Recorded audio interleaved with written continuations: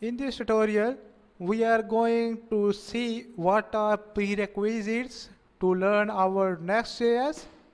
It is just saying that understanding of JavaScript and React. As you know that we have done a complete course of React.js already. So in this course, I had also told you each and every necessary thing about JavaScript.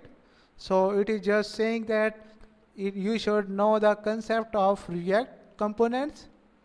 And I have already told you that we have to do all the code of React.js because in Next.js, just the folder structure is different as compared to our React.js, and the remaining part of code will be same.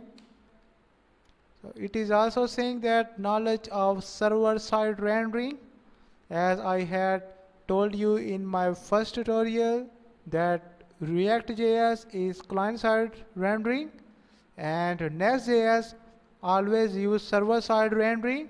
It is saying the concept of static site generation, that static content optimized performance and enhanced SEO. And I have already told you that what is SEO. So, and you already know that routing and navigation in web applications. If you don't know all the things that I have mentioned here related to React.js, then don't worry, I will tell you the main things when we were working with our Next.js components and code. But the main thing that you should know is about React.js, because you have to do all the code of React.js. And let me tell you what is SEO basically. I have told you in my previous tutorial about SEO, but I have not shown you in practical. So SEO basically stands for search engine optimization, and this facility is provided in our Next.js instead of React.js. So let me move on the Google and tell you that what is SEO. And here if I type anything, like I'm just typing buy a bat or anything else you wanna buy, if I press enter, you will see here are some websites which are being shown here, and you can say that the first website is ranked at the top as compared to these websites are showing the website at the 10th page.